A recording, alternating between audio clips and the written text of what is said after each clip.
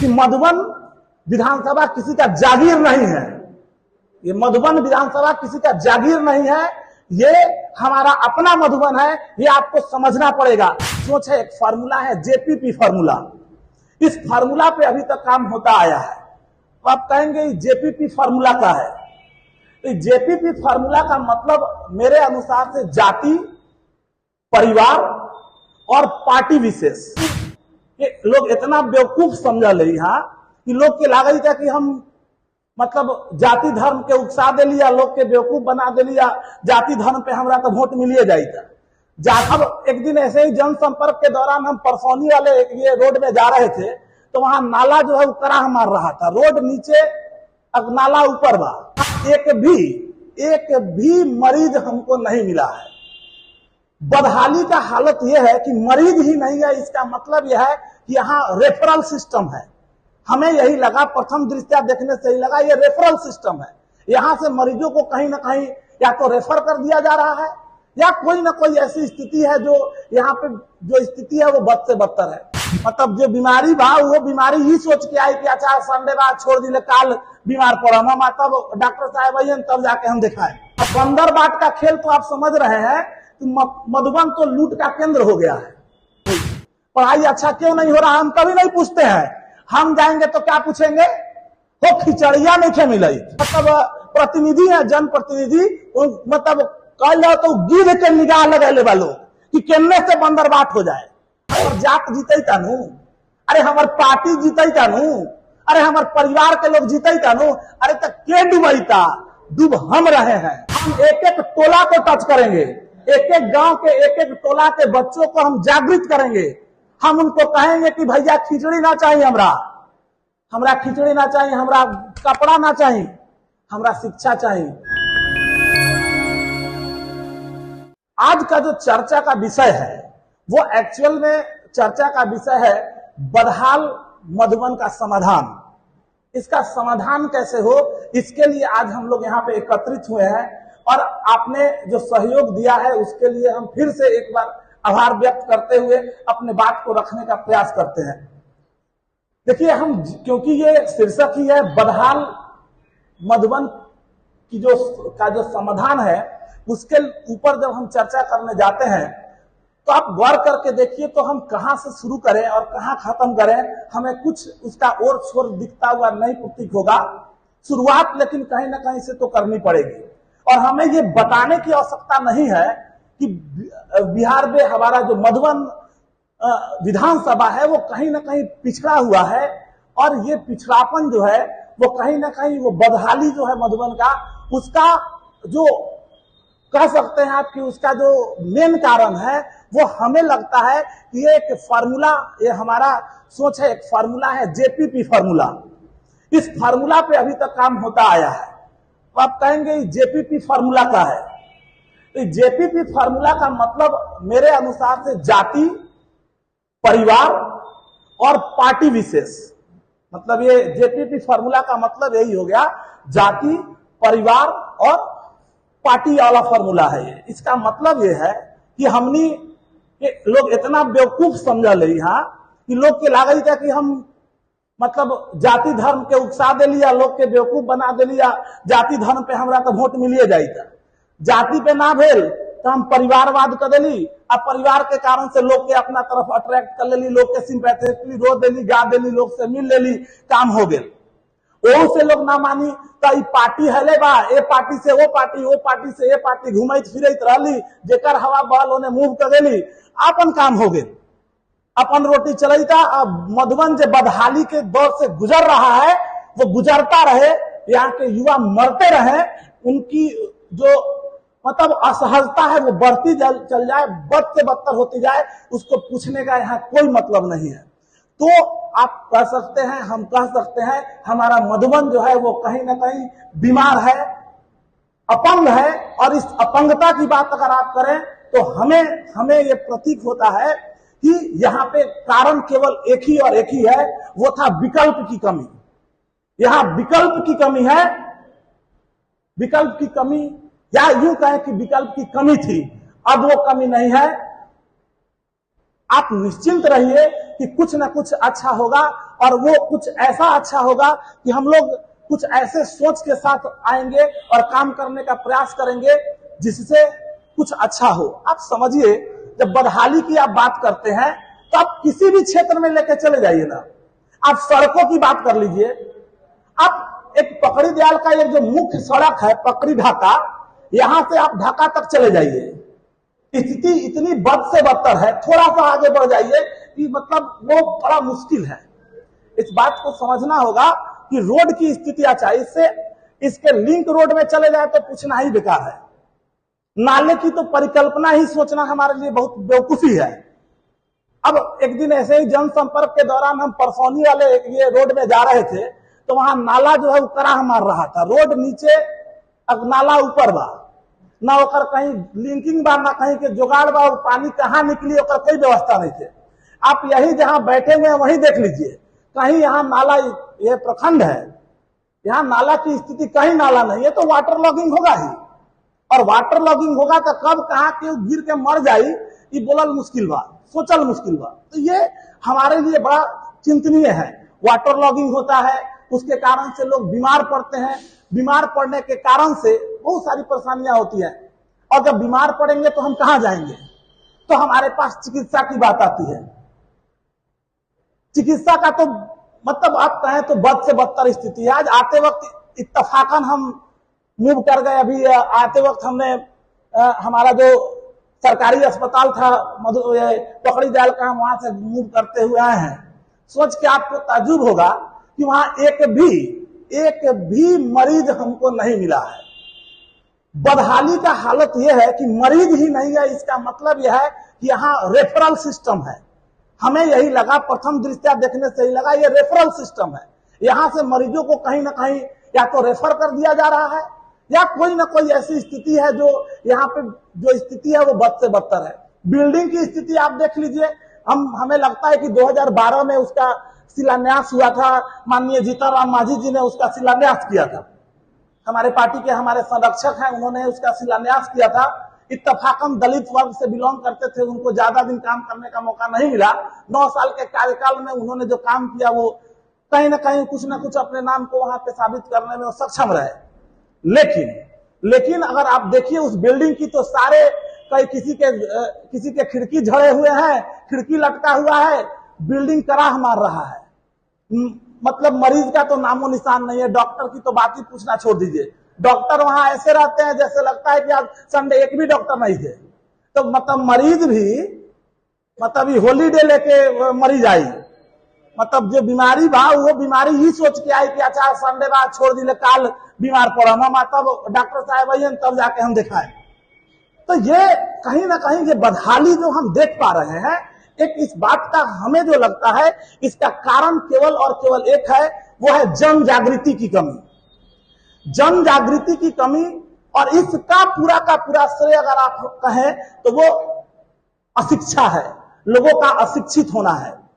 अगर शिक्षा जो है नहीं होगा, अगर शिक्षा नहीं होगा, लोग अशिक्षित होंगे तो जन जागृति की कमी होगी, लोग जागरूक नहीं होंगे तो लोगों को अपनी राजनीतिक रोटी को सेकने के लिए जो नेता हमारे आसपास हैं वो हमको बरगलाते आए हैं और बरगलाते रहेंगे। एक बात आप समझिए कि मधुबन विधानसभा किसी का जागीर नहीं है। ये मधुबन विधानसभा किसी का जागीर नहीं है, ये हमारा अपना मधुबन है। ये आपको समझना पड़ेगा। जिस दिन हमारे युवा ये बात समझ गए कि यह मधुबन हमारा है और इसकी स्थिति बद से बदतर होती जा रही है, अगर ये हम समझ गए तो ये समय जरूर आएगा कि हमारा मधुबन कहीं ना कहीं आगे बढ़ने में मदद करने वाला है। शिक्षा की स्थिति हम क्या बोले, शिक्षा की स्थिति इतनी बद से बदतर है जो आपको बताने की स्थिति नहीं है। अब बंदर बाट का खेल तो आप समझ रहे हैं कि मधुबन तो लूट का केंद्र हो गया है। यहां लूट आप जाएंगे पंचायत स्तर से लेकर संसद स्तर तक आप जाएंगे तो हर जगह लूट का व्यापार है। हर जगह खंडित करके जिसको जहां अपना रोटी सेकने का मौका मिल रहा है वो अपने रोटी को सेक रहे हैं। आप शिक्षा की स्थिति को ऐसे समझिए, हम भी यहीं से पढ़े हैं। बाटा गांव हाई स्कूल मतलब श्री राम अयोध्या सिंह हाई स्कूल जे बा वही स्कूल से हम पढ़ल बाड़ी। 2000 में हमार मैट्रिक भेल बा।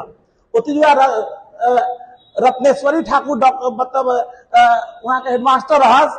स्कूल की जो स्थिति थी, क्या लहलहापन था, चारों तरफ मतलब हमारे फूल थे, पढ़ाई का स्तर इतना बढ़िया था। वही स्कूल, लगभग वही टीचर है, लेकिन स्थिति बद से बदतर है। तो वो बदतर करने वाले हम हैं, आप लोग हैं।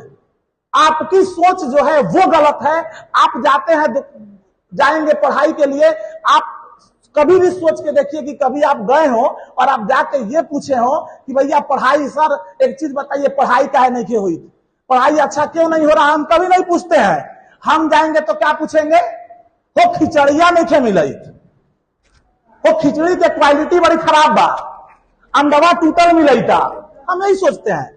और इससे ज्यादा सोचेंगे तो कभी कभार यही सोचेंगे कि पोशाक नहीं मिल रहा है, छात्रवृत्ति नहीं मिल रहा है। अरे आप नंगे हैं नहीं ना है, अरे आप अपने कपड़ा पहन ले रहे हैं ना, तो अपने बचवा को तो कपड़ा पहनाइए लीजिएगा ना।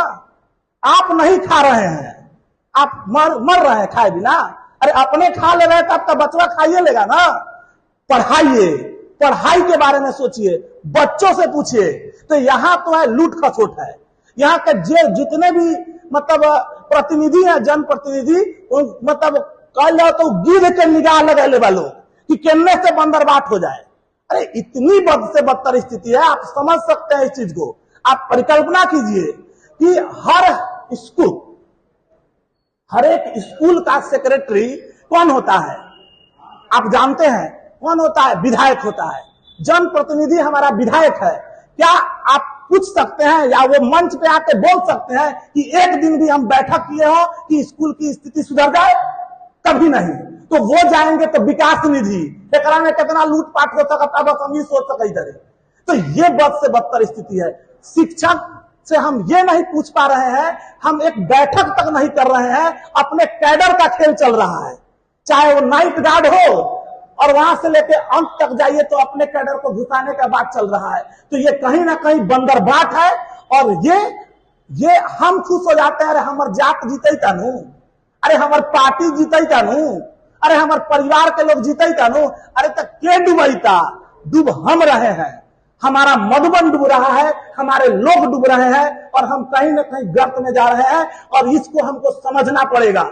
जिस दिन हम लोग ये समझ गए और हम इस जन जागृति हम में आ गई, पढ़ाई का लेवल बढ़ गया, तो हम आशा करते हैं कि हमारा अच्छा सोच होगा और हम आगे बढ़ने वाले हैं, जरूर हैं। अब आप कहिएगा कि पगलाई लैलन आएगो बस प्रेस कॉन्फ्रेंस कर दिलन आ बोल दिलन, करवा कथी तू क्या हुई तोरा से? स्वाभाविक है, 15 साल हम पढ़ाए हैं, 50,000 से ऊपर स्टूडेंट को पढ़ाए हैं। बच्चों के बीच में हमारा क्या उनके बीच में नेचर रहा है, रिश्ता रहा है, ये बताने की आवश्यकता नहीं है। तो हम जानते हैं कि बंदरबाट कहां होता है। खेल ये लोग कौन से खेल खेल रहे हैं उससे अच्छी तरह से वाकिफ है। और हम विश्वास दिलाते हैं, ये जो अपंग मधुबन बनाया जा रहा है, इस विकलांग मधुबन को सुधारने की अगर क्षमता है तो हमारे पास है, हम उसको सुधार के रहेंगे। हमारे लोग जुड़ने शुरू हुए हैं, और हम आशा करते हैं कि ये जो संगठन है वो कहीं ना कहीं क्योंकि ये सामाजिक संगठन है, शिक्षा के सुधार को करने का प्रयास हम करेंगे। और हम आशा करते हैं कि एक अच्छा समय जरूर आएगा जब हमारे लोग शिक्षित होना शुरू करेंगे। हमारे बहुत सारे वर्क है जहां पे हम उनको अच्छा कर सकते हैं, जहां पे हम लोगों को हम जन जागृति की तरफ बढ़ेंगे, एक एक बच्चे को पढ़ाई के प्रति जागरूक करने का प्रयास करेंगे। और वो हम ही में से कोई होगा जो करेगा। हम अकेला क्या करेंगे? हम कुछ नहीं कर सकते हैं, करना आपको होगा। हर हमारे लोग जो हैं उनको करना होगा।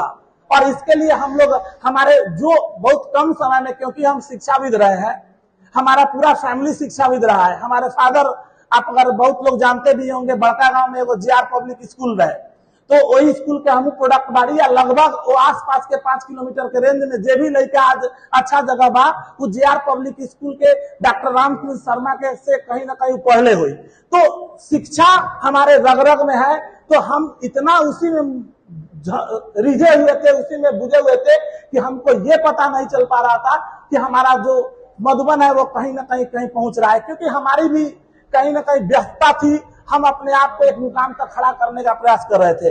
अब मुझे ऐसा लगता है कि हम उस जगह पहुंच चुके हैं कि हम अपने समाज के लिए, अपने लोगों के लिए 2% ही कर पाए, 4% ही कर पाए। हमें ज्यादा लालसा नहीं है। हम 10% ही अगर अपने तरफ से अपने दोस्तों के साथ अगर 10% ही सुधार कर पाए तो हमारे लिए बहुत बड़ी उपलब्धि होगी। और अगर हम ये उपलब्धि कर पाते हैं तो स्वाभाविक है हमारी जो परिकल्पना है कि एक सशक्त युवा हमारे जो हो और समृद्ध बिहार हो, हमारा मधुबन समृद्ध हो। और यहाँ के देखिए, आप कहीं पे उठ के जाइए ना, लग रहा है कि ये 2000 में हम इस मधुबन विधानसभा को छोड़े थे, आज भी वो स्थिति वही बद से बदतर है। कुछ विकास नहीं हुआ है। विकास कुछ व्यक्ति विशेषों का विकास हुआ है, विकास कुछ कैडरों का हुआ है। तो इस बात को हमें समझना पड़ेगा, इन सभी चीजों से उठना पड़ेगा, जाति धर्म से उठना पड़ेगा, पार्टी से उठना पड़ेगा, परिवारवाद से उठना पड़ेगा। और सबसे इंपॉर्टेंट चीज कि हमको शिक्षित होना पड़ेगा, साक्षर होना पड़ेगा। जिस दिन हम साक्षर होने लगेंगे, हमारे लोग उस चीज को सोचने लगेंगे, हम अच्छा सोचेंगे। स्वाभाविक है हमें गलत और सही की परख होने लगेगी। और जिस दिन सही और गलत का परख होने लगा, हम अपनी बातों को रखने में, हमारा क्या सोच है और हम क्या चाहते हैं, अगर हम ये भी रख पाए तो हम आशा करते हैं कि हमारी जो जन जागृति है वो कहीं ना कहीं सफल हो रही है। हमने बहुत कुछ सोच रखा है, अभी यहाँ पे कहना उतना आसान नहीं है क्योंकि ये बहुत बड़ा चीज है और धीरे धीरे क्रमबद्ध करेंगे। आप निश्चिंत रहिए कि आने वाले 2 से 3 सालों में आपको चेंज जरूर दिखेगा। हम एक एक टोला को टच करेंगे, एक एक गांव के एक एक टोला के बच्चों को हम जागृत करेंगे। हम उनको कहेंगे कि भैया खिचड़ी ना चाहिए, हमरा खिचड़ी ना चाहिए, हमरा कपड़ा ना चाहिए, हमरा शिक्षा चाहिए। जो टीचर है, अरे भैया काका गगा पढ़ाने के लिए कोई शिक्षित होने का जरूरत है? अरे ABCD पढ़ाने के लिए 1 2 3 4 पढ़ाने के लिए शिक्षित होने का जरूरत है? अरे गांव के लोग जो लिखने नहीं आता, आगे पूछिए तो शेरी पसेरी इतना लोग बोल दीजिए, आप कंफ्यूज हो जाइएगा। तो साक्षरता का मतलब 4था 5वां के लिए कोई टीचर ऐसा थोड़े क्यों नहीं पढ़ा पाएगा। तो हम जाके कहते हैं कि फलाना मास्टरवा आज बा, वो खानवा में ऐसे कर देता वैसे कर देता, लेकिन हम पढ़ाई के लिए नहीं पूछते हैं। इसलिए हमारी ये गुजारिश होगी आप लोग के माध्यम से कि आप अपने आसपास भी लोग हैं उनको साक्षर बनाने के लिए जो हमारा सोच है उसको आगे बढ़ाने का प्रयास कीजिए। हम आशा करते हैं कि ये बात जो होगा ये बहुत दूर तक जाएगी। शुरुआत है, आगाज अच्छा है। हम तो जब शुरुआत करने आए थे, हमारा तो 1-to-1 इंटरेक्शन था, लेकिन हम धन्यवाद करना चाहेंगे वीरेंद्र भाई को कि इनका बच्चा हमारे पास पढ़ता है, बड़ा खुशी महसूस होता है। यही हमारी परिकल्पना है, हम सोच के चले हैं और हम विश्वास दिलाते हैं आपको कि इस मधुबन में कम से कम 1000 से 1500 मेरे पढ़ाए हुए बच्चे जो है आज अच्छे जगह हैं। इनका बेटा अभी हमारे यहाँ पढ़ रहा था, अभी पढ़ रहा है। बात नहीं हुआ, हम इनसे अपनी बात रखे तो बोले कि अरे सर आप आइए ना, हमारा पूरा जगह खाली है, आप आइए और अपनी बात को रखिए। तो इसलिए पुनः इनको हम बहुत बहुत धन्यवाद देते हैं। और साथ में हमारे इस संगठन के जितने भी राष्ट्रीय पदाधिकारी हैं उनको यहाँ अपना बहुमूल्य समय देने के लिए उनको भी धन्यवाद करते हैं।